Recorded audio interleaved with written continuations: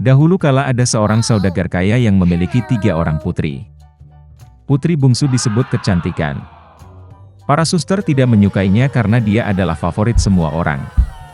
Suatu hari sang ayah akan pergi ke kota dan bertanya kepada putri-putrinya apa yang harus dibawa sebagai hadiah. Para kakak perempuan meminta gaun dan perhiasan berharga, dan yang lebih muda meminta mawar merah, yang paling indah di dunia.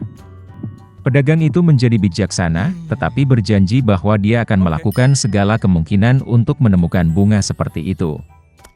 Dan berangkat. Sang ayah dengan cepat menemukan hadiah untuk anak perempuannya yang tertua, tetapi untuk yang termuda dia tidak dapat menemukannya. Setiap mawar yang ditemui pedagang dalam perjalanannya lebih indah dari yang sebelumnya. Kemanapun dia melihat. Dan kemudian jalan membawanya ke hutan lebat. Di sana sangat gelap dan dingin. Tiba-tiba cahaya muncul di kejauhan. Mendekati, pedagang itu melihat sebuah kastil kuno yang besar, semuanya dari emas dan berlian. Memasuki gerbangnya, dia memasuki aula yang penuh dengan permata. Dia melihat bahwa ada meja di tengah aula, dan tidak ada piring di atasnya, dan semua piring terbuat dari perak dan emas. Tapi kastil itu kosong, tidak ada siapa-siapa. Pedagang itu mengira pemiliknya mungkin akan datang sebentar lagi. Dia menunggu 1, 2, 3 jam tidak ada yang muncul. Pedagang itu tidak bisa menahan diri dan duduk di meja. Setelah makan dari perut, orang tua itu berangkat.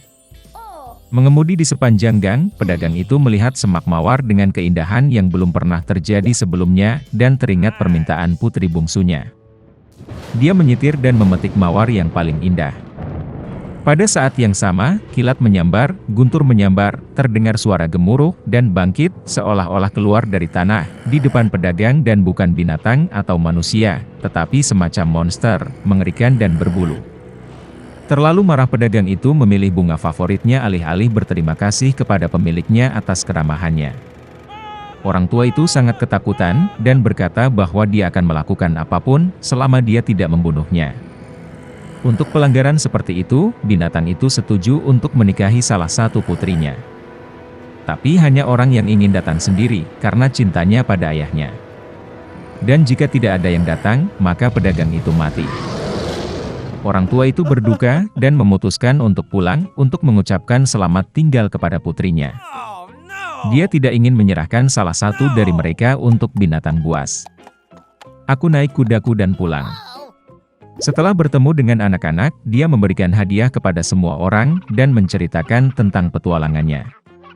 Para kakak perempuan menerkam yang lebih muda, kata mereka, itu salahnya, dia memesan bunga yang buruk, yang sekarang harus dibayar ayahnya dengan nyawanya. Kemana si cantik menjawab bahwa dia dengan senang hati akan pergi ke binatang buas itu, bukan ayahnya. Jadi, keesokan harinya, Beauty mulai berkembang. Kuda itu dengan cepat menemukan jalan kembali ke kastil. Memasuki aula, dia menemukan meja dengan anggur dan makanan lezat. Si cantik mengira binatang itu ingin memakannya, jadi dia memberinya makan. Segera setelah dia makan malam, terdengar suara gemuruh, dan monster yang mengerikan dan berbulu muncul, seolah-olah dari bawah tanah.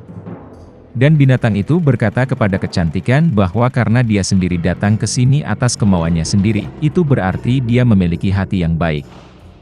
Dan monster itu juga akan baik padanya. Dan dengan kata-kata ini, binatang itu menghilang. Bangun di pagi hari, Beauty memutuskan untuk berjalan-jalan. Memasuki salah satu ruangan, dia melihat tulisan di atas meja, apapun keinginan kecantikan, aku akan lakukan. Gadis itu berpikir bahwa bagaimanapun monster itu baik, dan mungkin dia tidak akan memakannya. Jadi mereka hidup untuk waktu yang lama, binatang itu memperlakukan kecantikan dengan sangat baik, dan memenuhi semua keinginannya.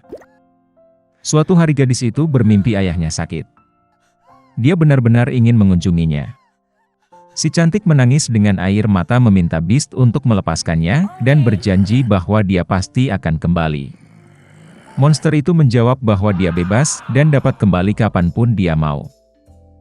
Keesokan harinya, si cantik mengenakan pakaian termahal dan pergi ke ayahnya. Dia sangat senang melihat putrinya selamat dan sehat. Kakak-kakak perempuannya berlari dan melihat bahwa dia menjadi lebih cantik, dan bahkan berpakaian seperti ratu. Seminggu kemudian, Beauty bermimpi bahwa binatang itu terbaring di rumput di taman dan sekarat. Dia terbangun dengan ketakutan dan memutuskan untuk segera kembali dan menyembuhkannya. Ketika gadis itu mendekati kastil, dia melihat tubuh Beast yang tak bernyawa di atas rumput. Hatinya hancur karena kasihan. Si cantik berlari ke arahnya dengan air mata, dan menciumnya. Dan pada saat yang sama petir menyambar, guntur menyambar, seluruh kastil diterangi dengan cahaya terang, dan musik dimainkan di mana-mana. Monster itu menghilang, dan sebagai gantinya pangeran yang paling menawan berbaring di atas rumput. Dia memberitahu Beauty bahwa peri jahat ini telah menyihirnya dan mengubahnya menjadi monster sampai seorang gadis cantik jatuh cinta padanya dan ingin menikah. Si cantik memberinya tangannya, dan mereka pergi ke kastil. Keesokan harinya, kecantikan dan pangeran menikah dan sembuh dengan bahagia selamanya. Beginilah cara hati yang baik bisa mematahkan mantra jahat.